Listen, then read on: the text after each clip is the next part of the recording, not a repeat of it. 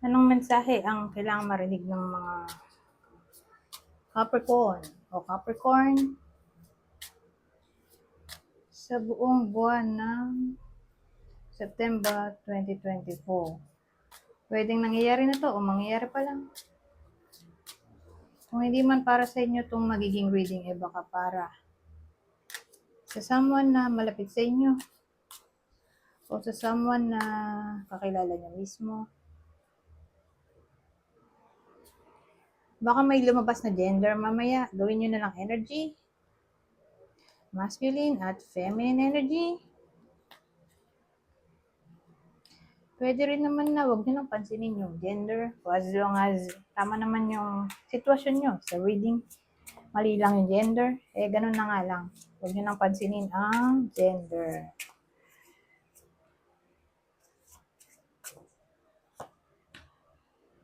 Oh, ito maganda. Sana maganda rin yung susunod. Oh, maganda pa rin. Oh.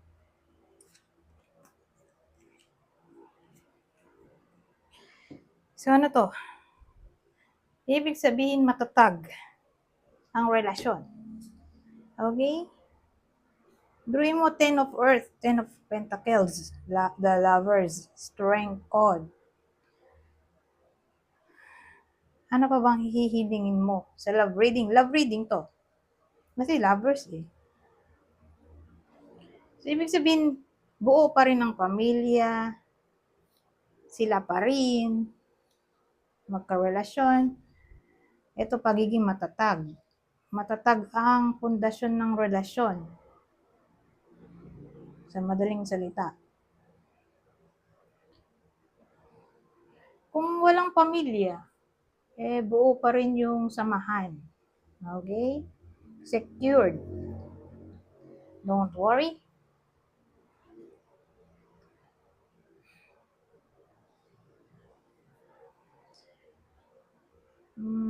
So, kanino kaya tatama tong reading na to? Pwede rin naman to sa magulang ng iba sa inyo kung walang karelasyon, di ba? Magulang o kapatid. So, ganito na lang. I-clarify natin. Kanino tatama to? Kaninong partner? Ng Capricorn. Doon muna tayo sa partner. Sagittarius, Leo. So, kung ganito ang partner ng Capricorn, matatag ang relasyon. Kung sabihin natin sa kakilala nyo. So, papasok na dyan yung anak, magulang, kapitbahay, kaibigan, katrabaho, basta malapit sa inyo.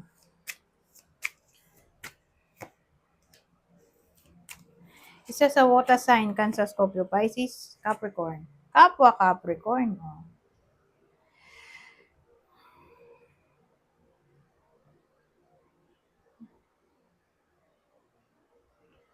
So, in-adjust ko pa. Teka lang. Ayan. Ayan. So, saan naman tayo? Ang bilis ng reading ng tarot. Ito, subukan natin to. Usually, 2 card lang ang pinukuha ko. Pero maiba lang. Okay? Damihan natin. Pero 2, may iba pang set. 2, pero iba pang set. May set 1, set 2, set 3. So, unang set. Expectation. Ano to? Good lady.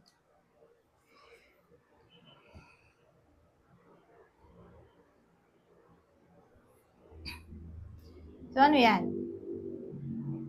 So, base dun sa picture, may someone dito, probably.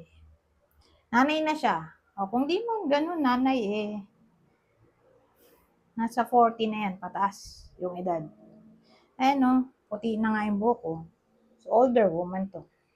Whether, uso nyo to, o kayo mismo, o kakilala nyo. Pero may ini-expect siya, oh. Ano kaya yun?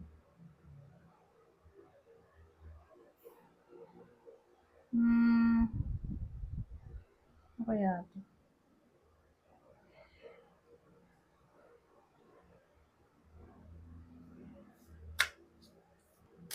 Parang may hinihintay siya eh, ganun.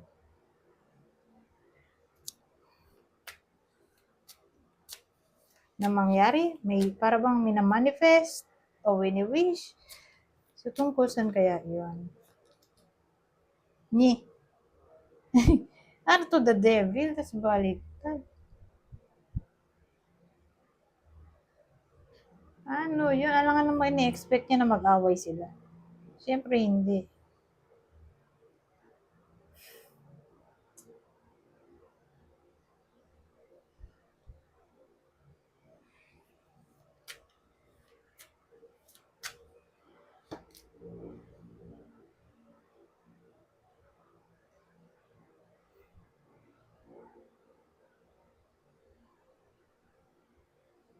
Maganda siguro kung dito na lang.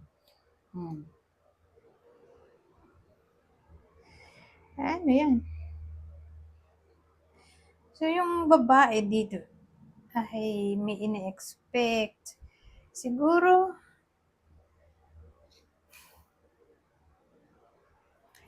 regarding clashing. Okay? Saan nang galing yung clashing? May imbalance kasi. Ito, lumabas na kasi imbalance. So, probably may, ayun pala nakalagay, imbalance. So, pag sinabi mong imbalance, may power struggle, may isa na tahimik, isa masyadong madaldal, parang incompatibility. Ganun. O pwede rin, yung isa masyadong workaholic, wala nang time sa pamilya o sa karelasyon. Ganon. Imbalance na lang in general. So, kung ganon ang case, at yun ang wini-wish niya na maayos, probably maayos pa dahil darating na ang balance. Balance sa pagitan ng career at personal life. Balance sa pera.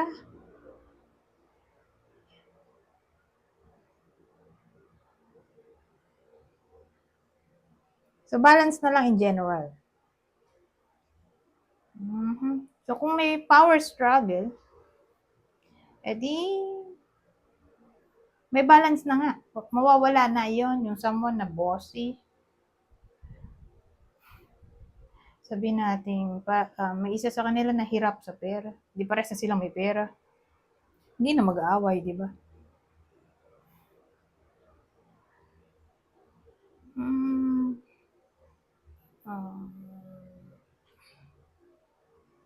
Ano pa ba? Flexibility. Ganun eh, yung topic dito regarding flexibility. Balancing ng priorities.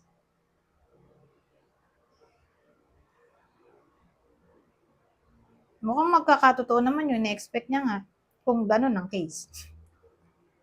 May problem. Especially kung may arguments. Kasi may clashing na, may discord pa. Maayos pa yon. So, sino naman yung possible partner dito ng babaeng to? Kung karelasyon man. Sagittarius, Pisces. Sagittarius ulit. Ngayon, kung kakilala, sabihin natin kaibigan, kapatid, magulang, nag-aaway sila. At nag-expect nga itong may nag-expect dito na maayos pa. Mukhang maayos naman. So, sino naman kaya kung kakilala? Aquarius, Gemini. So, again, maayos pa yung problema. Don't worry. Kung ito yung nakasamaan ng loob o nakaaway.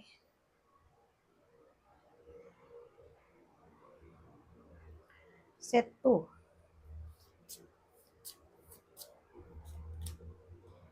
Marriage. Ay, Diyos ko. Bakit tumagan? Sad news. Tumapat pa sa marriage. So, probably magkakaproblema yung mga kasal sa iba sa inyo. So, kung kasal, kasi hindi naman lahat ay tatamaan ng wedding na to, di ba? Hindi lahat ng Capricorn. So, para specific tayo, Sino yung tatamaan ng reading na to? Sino yung partner? Na yun nga, mukhang mamang problema sila, oh. Sad news, may paparating na sad news. So, ang partner, Aries, Scorpio.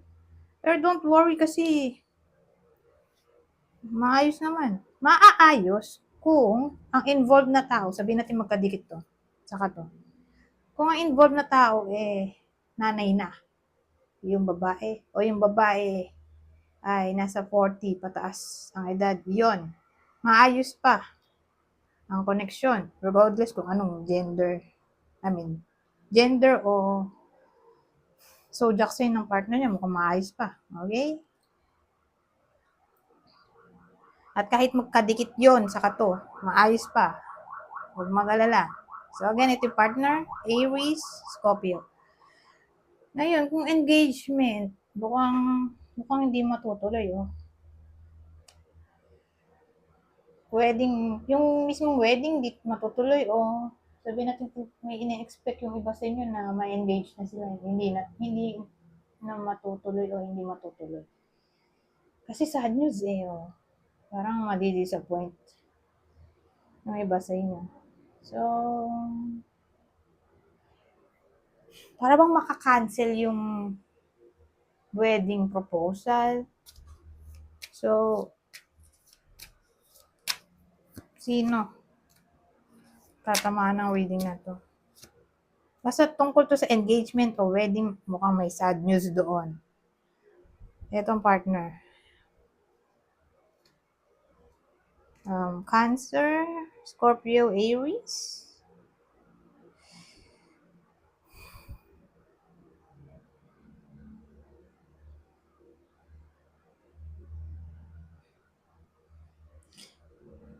Ano kaya yung sad news, no? So, kung dito cancellation o mapopostpone, tingnan natin. Ano pang ibang detalye dito? Trouble incoming. Diyos ko po. Paparating pa lang daw ang problema. Frying pan into fire. Diyos ko po. So, paparating pa lang, di pa ito nangyayari. Sa madaling salita, itong card natin. Pero tungkol to sa may someone na magiging impulsive o unpredictable, impatient, daring, rebellious. Masakit magsalita siguro, rude. Baka yun yung maging problema dito. O para bang may kinalaman sa traveling yung problema. Traveling o someone from far away country, pwede rin, di ba? O far away place, kung long distance, kasi may traveling. So, para bang hindi matutuloy kasi hindi makakarating. Ganun. May aberya sa traveling o maiiba ang wedding date o engagement plan. Parang may unpredictable na maaring mangyari. Sudden, ba? Unexpected. Kasi ba naman impatient na, impulsive, rebellious pa, oh. Pero again, unpredictable to eh. 'Di ba? Aquarius pa nga, oh. Ano ba to? Mars ba to? Mars in Aquarius? Tama ba? Bro, yung Mars in Aquarius, oh. Yung action niya ay being rebellious. So, may someone na ganun. Baka maibang isip. OMG. Ano nga ba pag ganyan? Parang pwede rin ganito. Nasirang pangako. O hindi matutupad na pangako.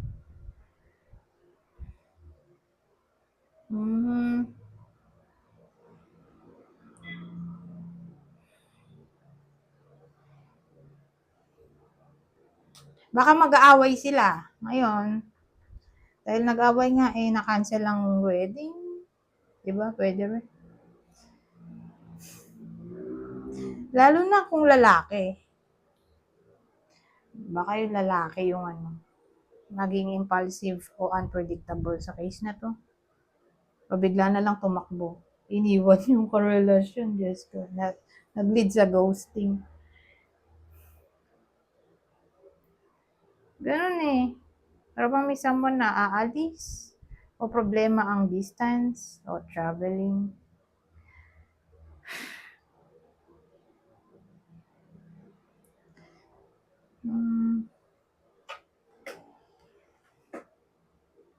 O paiba-iba ng isip. Kasi air to eh. Yung Mars ba eh, action. Passion eh. Ito air eh.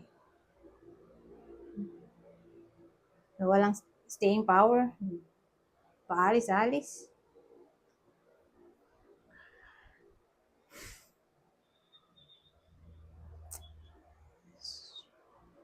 Kaya pala umiiyak yung babae dito. Literal na babae yung umiiyak sa kwento na to. Lalaki yung problema. May problema dito sa kwento.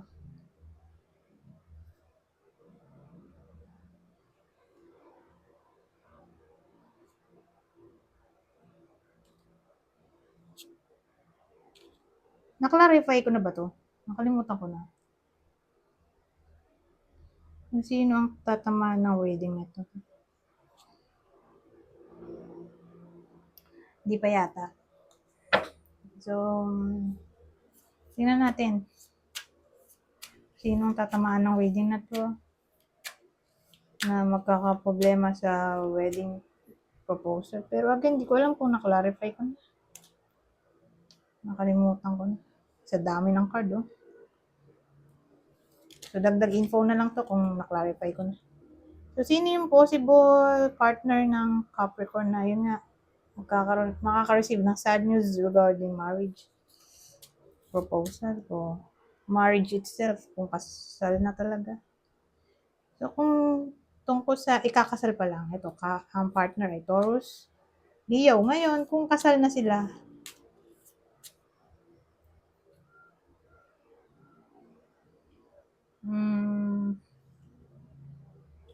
kung kasal na sila, sino yung possible partner dito ng Capricorn? Kasi mukhang mag-aaway sila eh. Libra, Aries, pero don't worry kasi nga may clue tayong ganito. Pero again, depende kung babae nga ay nanay na o 40 and above yung babae. Para masabi natin na papanig pa rin sa kanila yung kapalaran. Pero kung hindi ganun, hindi sila nanay, ang edad nila ay 39 and below, eh hindi ito para sa kanila. Hindi sila masasagip mula doon sa negative reading natin. Anyways, ito. Last deck. Ay, hindi pala ito. Yung isa. Kunin nyo lang yung info na sa tingin nyo ay fit sa sitwasyon nyo. Kung single kayo o in a relationship. Kasi, oracle deck na to eh. Ready, general reading na. Kuha ko ng 3. Babasahin ko na lang. Madali lang naman intindihin to. Basic English lang. Children. Your connection with children is part of your life's purpose.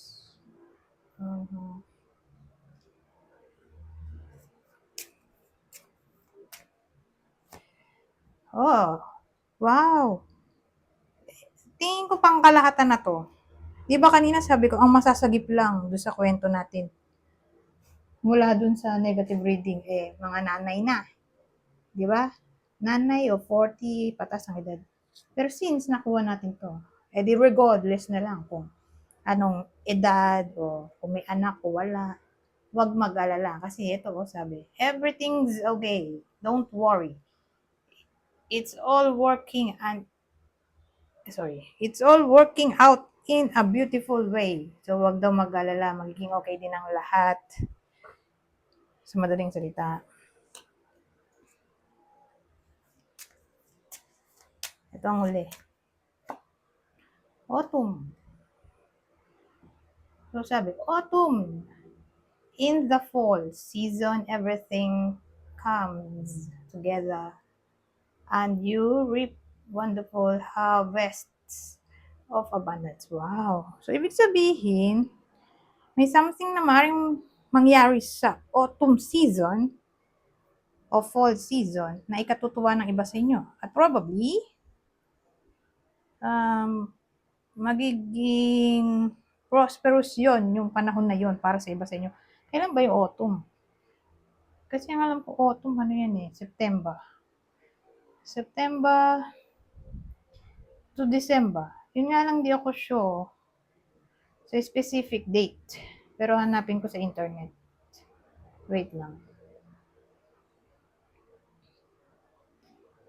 Kasi nag-iiba-iba yan eh, yung specific date. Kasi di ba may leap year. So, kailan ba to? Autumn.